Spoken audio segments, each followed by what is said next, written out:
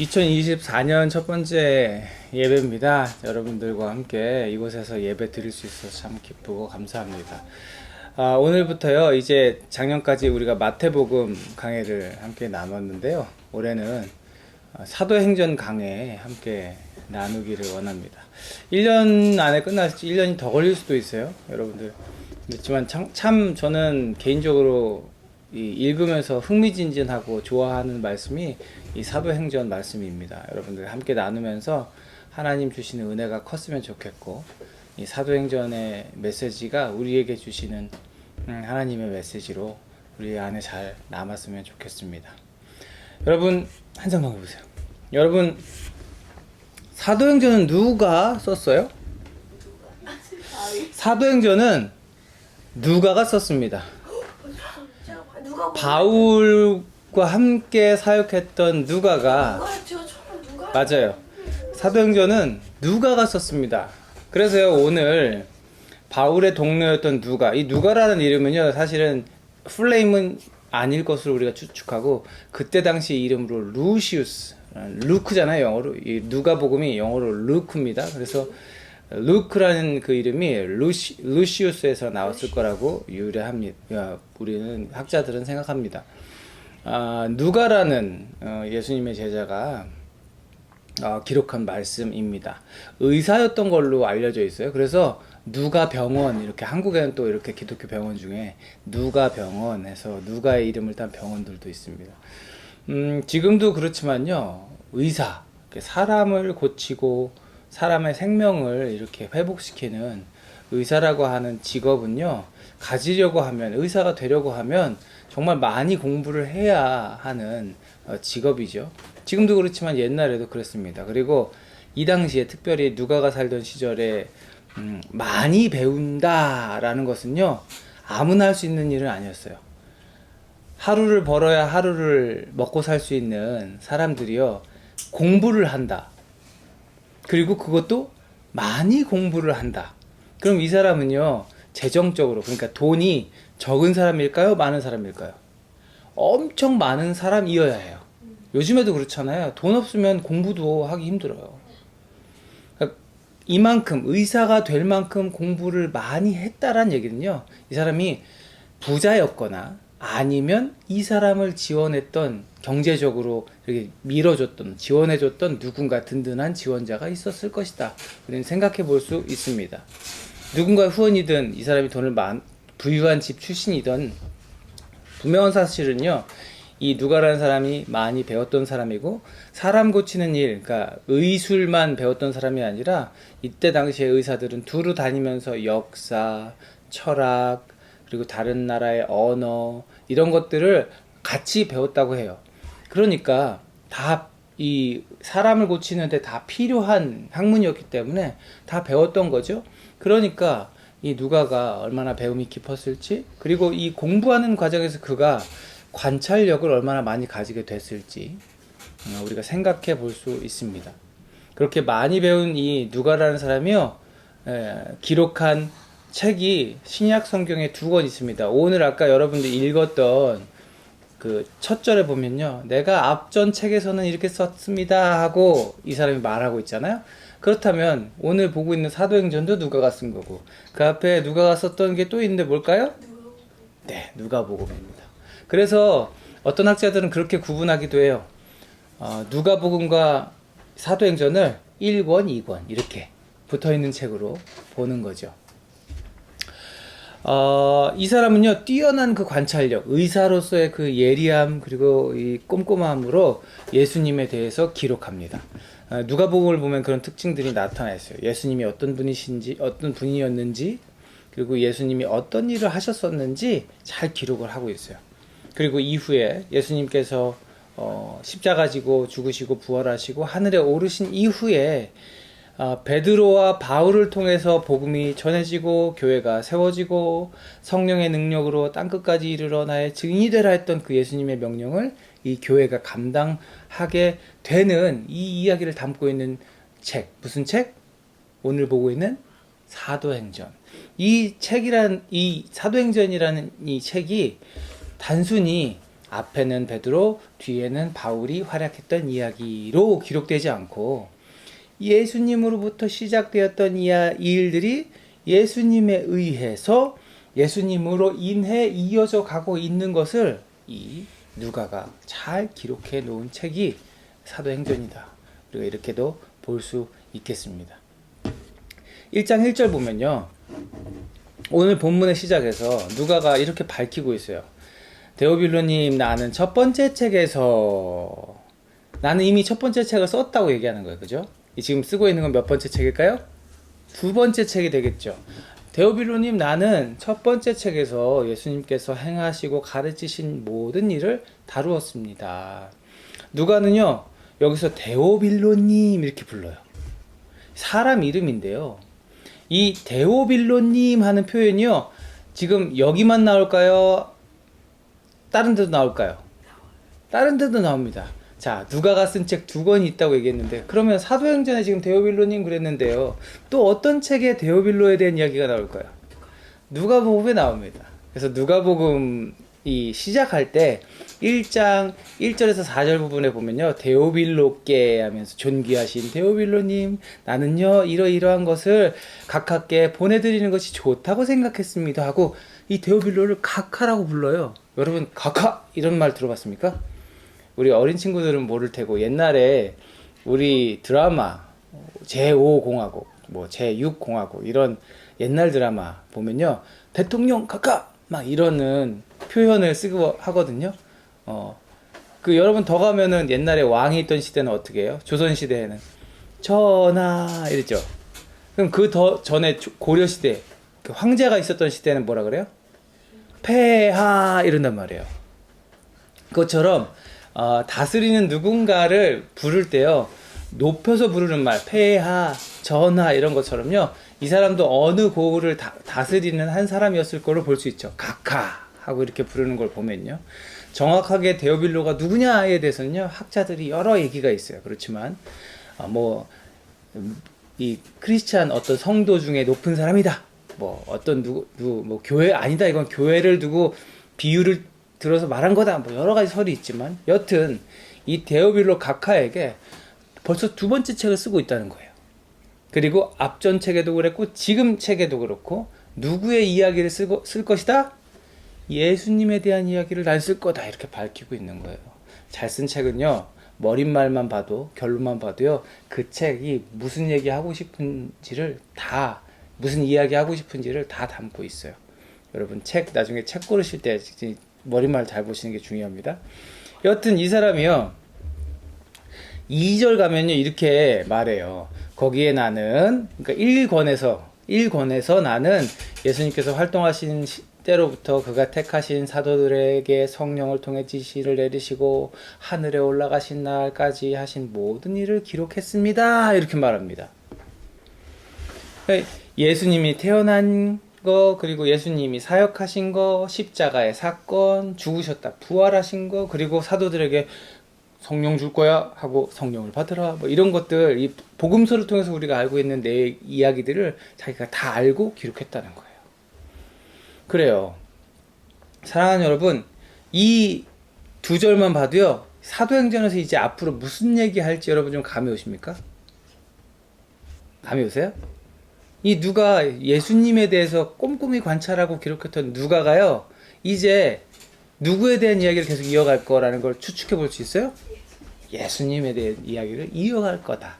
그러니까 사도행전은요, 어떻게 보면요, 우리는 그렇게 언뜻 보면 사도행전을요, 2장부터 12장까지는 베드로가 주인공이 돼서 펼쳤던 이야기, 13장부터 28장까지 마지막까지는 사도 바울이 펼쳤던 이야기. 그래서 앞에 주인공은 베드로, 뒤에 주인공은 바울, 이렇게 표현하곤 합니다. 그러나 지금 누가가 처음 쓸 때 밝히고 있는 것처럼 이 사도행전 1장부터 28장까지의 모든 얘기는 결국 누가 주인공일 것이다? 예수님이 주인공일 것이다 라고 밝히고 있는 겁니다. 그러니까 우리는 처음부터 끝까지 이 말씀을 살펴가면서요, 이제 여러분 앞으로 막 사도들, 베드로가 활약하는 얘기, 막 바울이 활약하고 막 사람들이 몇천 명씩 막 하나님 앞에 나오고 예수님을 믿게 되는 얘기, 이런 걸 펼쳐지게 될 거지만, 그 모든 얘기의 주인공은 누구다? 누구다? 예수님? 예수님이다. 여러분, 그래서 사도행전이라고 우리가 표현하지만 사실은 이 사도행전은요 성령의 행전이고, 또 사실은 이 사도행전 성령의 행전은요 예수행전이라고 말할 수 있습니다. 누구의 이야기라고요? 예수. 예수의 이야기. 사도행전은 예수행전입니다. 여러분은 여러 가지 증거로 비추어 볼 때 이 누가가, 의사인 누가가 직업적인 그 예리함과 냉철함과 관찰력을 가지고 예수에 대해서 기록하고, 예수님을 통해서 성령을 받은 제자들이 행했던 이야기들을 쫙 기록했던 것이 사도행전이라는 거 여러분 꼭 기억하시길 바랍니다. 자, 그러면 이제 누가가요, 누가복음에 이어서 이 사도행전을 기록하면서 하고자 하는 말을 이제 밝힙니다. 3절 가면요, 예수께서 고난 받으신 뒤에 자기가 살아계심을 여러 가지로 드러내셨습니다. 그는 40일 동안 그들에게 여러 차례 나타나시고 하나님 나라에 관한 일들을 말씀하셨습니다. 하면서 이제 이야기를 시작합니다. 여러분, 이제부터 펼쳐질 이야기를 통해서요, 우리는 오늘 우리에게 남겨진 일들을 발견할 수 있습니다. 근데요, 이 누가가 투 아무개에게, 투 삶의 자리 교회에게 이렇게 우리를 지칭해서 쓰지 않았는데 어떻게 여기서 우리에게 주어진 일들을 발견할 수 있을까? 궁금하지 않으세요? 예수님을 통해서 예수님께서 남기신 그 명령이 누구에게 전해졌죠? 제자들에게 전해졌고요. 제자들은 성령을 통해서 그 예수님의 주어주신 사명들을 또 누구에게 남겼죠? 교회에게 남겼고, 교회 안에 들어와서 교회의 공동체가 되어 있는 우리들은 그러면 그 명령을 받은 자들 되는 거기 때문에요. 우리는 이 예수님께서 남기신 말씀을 통해서 지금 오늘을 사는 우리에게 주어진, 남겨주신 말씀들을 발견할 수 있습니다. 이 3절 통해서 우리가 발견할 수 있는 예수님께서 우리가 주신 명령 뭐가 있을까요? 증언하라는 겁니다. 증언하라. 지금 3절에서요, 예수님께서 부활하신 이후에 무엇을 계속 하셨대요? 40일 동안, 하늘 올라가시기 전에 40일 동안 이 땅에서 뭐 하셨대요? 여러 차례 나타나시고 하나님 나라에 관한 것을 뭐 하셨대요? 말씀하셨대요. 여러분, 증거는 그렇게 하는 거예요. 어떻게 하는 거예요? 보고, 듣고, 경험한 것을 말하는 거. 그렇잖아요. 내가 예수를 만나지 않으면, 내가 예수를 경험하지 않으면, 내가 예수를 듣지 않으면, 내가 예수를 그렇게 경험하지 않으면요, 예수님 증거할 수 있어요, 없어요? 할 수 없는 겁니다. 예수님은요, 이 땅에 오셔서요, 신실하신 그 하나님의 말씀을요, 그대로 이루셨어요. 예수님이 한 가지도요, 자기 마음대로 하신 것이 없다고 하셨어요. 그러면 예수님이 하셨던 모든 건 누구 뜻이래요? 하나님의 뜻이래요. 예수님은요, 하나님의 뜻대로만 행하시고 하나님의 말씀대로만 이루셨습니다. 그리고서는 십자가 사건 이후에도 부활하셔서 제자들에게 나타나셔서요, 뭘 말씀하셨다고 그래요? 하나님 나라, 하나님 말씀을 계속 가르치시는 거예요. 그러면서 앞으로 너희가 감당해야 될 일들은 이런 거다 하고 가르쳐 주셨다는 거예요. 그리고 베드로, 바울, 고대의 교회들, 그리고 오늘의 교회에 이르기까지 남겨진 일은 예수님의 길을 따라가는 것이고, 예수님이 여기서 하셨던 일이 뭐라고요?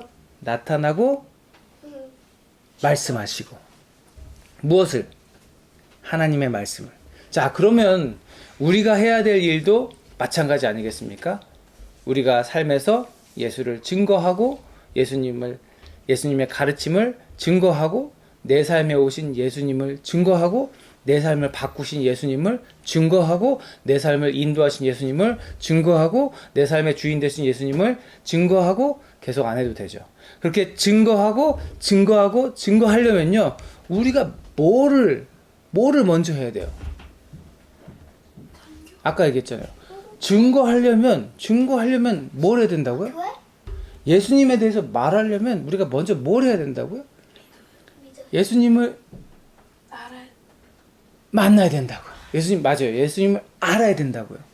그래야 아, 내가 예수님 만나보니까 이렇더라. 아, 내가 예수님께 들어보니까 이렇더라. 아, 예수님이 나에게 이렇게 말씀하시더라 하고 고백할 수 있는 거예요. 여러분 어떠세요?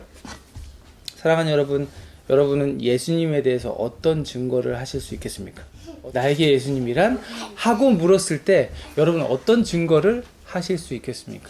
그때 여러분이 하실 수 있는 예수님에 대한 증거는요, 여러분이 경험한 것 뿐입니다. 주는 나의 그리스도시요 살아계신 하나님의 아들이십니다. 이것을 고백하려면요, 이것을 증거하려면요, 먼저 그것을 믿어야 되고요, 그것을 경험해야 하는 거죠. 듣고 보고 겪어야, 그래서 내 것이 되어야 우리는 그것을 증거할 수 있다는 거 여러분 기억하시길 바라요. 그리고 예수를 증거하는 것이 우리의 사명이라면 우리가 먼저 해야 될 건 뭐라고요? 예수를 경험하는 거. 그래야 증거할 수 있습니다.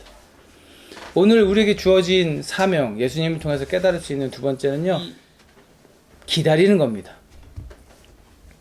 베드로가요, 바울이요, 이 모든 사명을 감당할 수 있었던 비결은 뭘까요? 제가 설교하면서 비결이 뭘까요? 자주 묻는데 비결이 뭘까요? 세상의 핍박, 막 많은 어려움, 고통, 심지어는 목숨까지도 막 내놓아야 되는 그런 끔찍한 상황에 처하기까지도 제자들이 기쁨으로 그것을 감당할 수 있었던 비결이 뭘까요? 기도? 그 능력은 어디서 나오는 것이었을까요? 성령이죠. 여러분들 4절 보시면요, 여기에 지금 예수님께서 제자들에게 분부하셨던 말씀이 있습니다. 예수께서 사도들과 함께 잡수실 때에 뭐 드시면서 식사 자리에서 그렇게 분부를 하셨대요. 분부가 뭐예요? 꼭 이렇게 해라 하고 꼭 이렇게 해라 하고 당부하시는 거죠. 그죠? 너희는 예루살렘 떠나지 말고 내게서 들은 아버지의 약속을 어떻게 하래요? 기다려라. 주님께서는요, 증인 되기 위해서 가장 먼저 필요한 건 믿음이라고 말씀하세요. 하나님의 신실하심을 믿는 거, 죽음을 이기시고 부활하신 예수님의 능력, 그것이 예수님, 하나님이신 예수님께서 가지신 능력이었다는 거. 그리고 이제 그 예수님을 통해서 들었고 알게 된 그 하나님의 약속은요, 반드시 이루어질 것이라는 걸 믿으라는 거예요. 왜 기다리라는 말하고 믿으라는 말하고 다른 건데 왜 그렇게 설명하세요? 라고 여러분 물어야 정상인데. 여러분들 믿어지지 않으면요, 기다릴 수 없어요. 믿음이 없는데 어떻게 기다려요? 주님께서 기다려라 하실 때는요, 앞에 무슨 말을 함축하고 있는 거예요? 믿고 기다려라. 너희들 예루살렘에서 아버지 하나님 믿고 기다려. 믿으라고 말씀하시는 거예요. 마태복음 28장 마지막에 18, 19, 20절에 여러분 우리 마태복음 마지막 기억나세요? 나는 하늘과 땅의 모든 권세를 받았다. 그러므로 너희는 가서 모든 민족을 제자로 삼아서 아버지와 아들과 성령의 이름으로 세례를 주고 내가 너에게 명령한 모든 것을 그들에게 가르쳐 지키게 하여라. 보아라, 내가 세상 끝날까지 항상 너희와 함께 있을 것이다. 사랑하는 여러분, 이 말씀이 우리에게 주신 말씀이라면, 그리고 이것을 우리가 감당해야 되는 말씀이라면요, 우리가 지금 해야 할 일들은 뭘까요? 믿고 기다리는 겁니다. 이것을 할 수 있도록 성령께서 내게 힘 주실 것이라는 걸 믿고 기다리는 거. 이때 당시에 제자들은 뭘 믿고 기다려야 돼요? 하나님께서 성령을 보내실 것이라는 걸 믿고 기다려야 되는 거죠. 하나님께서 너를 통해 하실 일을 믿고 기다리라는 거예요. 저와 여러분에게 기다릴 줄 아는 믿음이 있게 되길 축복합니다. 기다리는 거요, 어려워요. 요즘에 저도 뭔가 굉장히 기다리고 있는데요, 너무 힘들어요. 저도 조금은 알 것 같아요.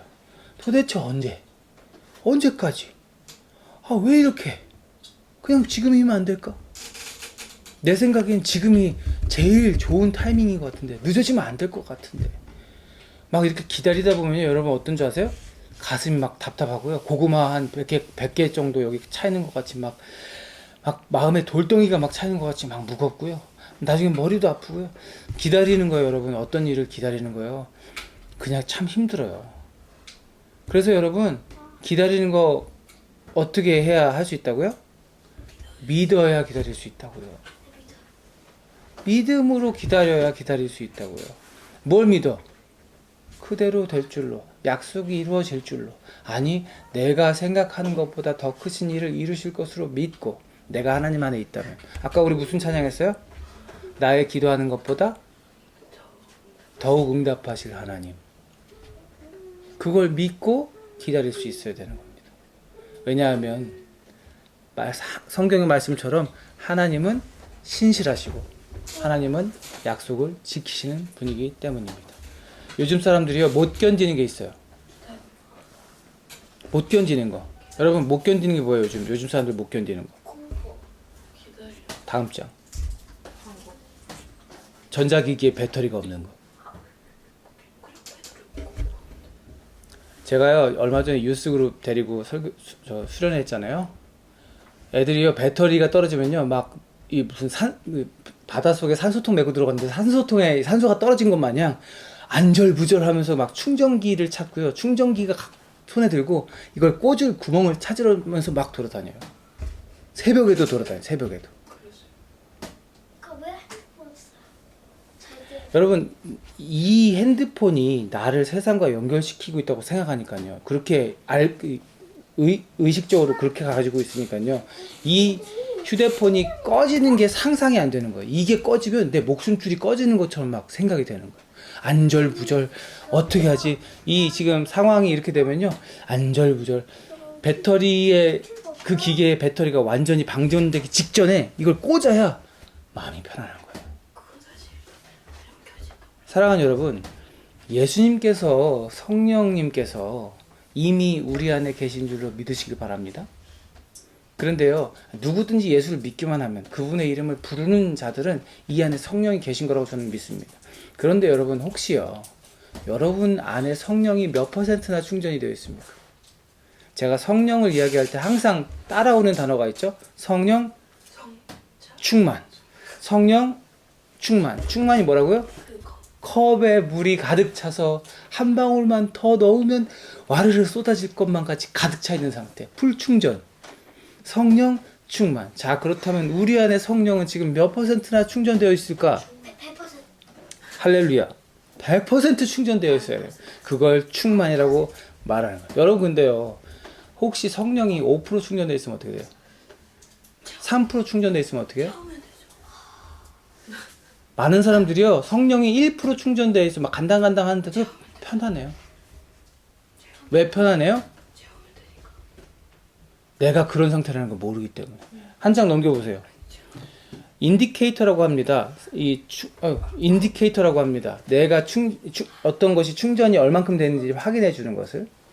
여러분, 충전이 방전되기 직전에서 풀 충전까지 그림이 있는데요. 사람들에게는요, 성령의 인디케이터가 없는 것 같아요. 그래서요, 내 안에 성령이 막 거의 바닥인데도요, 괜찮아. 아무 일도 일어나지 않아. 채울 생각도 하지 않아. 그냥 그런가 보다. 내가 요즘에 좀 이상하네. 내가 요즘에 그냥 좀 그래. 그럴 때도 있지 뭐 하고 넘어간다는 거예요. 근데 그러면 된다, 안 된다? 안 된다. 우리가 진짜 참지 못해야 되는 건요. 우리가 진짜 참지 못해야 되는 건요. 성령이 방전되는 거예요. 주님께서요, 제자들에게 약속하셨어요. 5절 말씀 보여주세요. 제자들에게 약속하셨어요. 요한은 물로 세례를 주었으나 너희는 여러 날이 되지 않아서 성령으로 세례를 받을 것이다. 여러분, 이 말씀 믿으십니까? 제자들도 믿었나요? 처음엔 막 못 믿고 물고기 잡으러 갔다가 잡혀오고 막 그러잖아요. 결국엔 제자들이 세례를 받았나요? 안 받았나요? 받았습니다. 그리고 그 한심한 모습의 제자들, 막 문 걸어 잠그고 숨어있던 제자들이 성령을 받은 다음에 어떻게 돼요?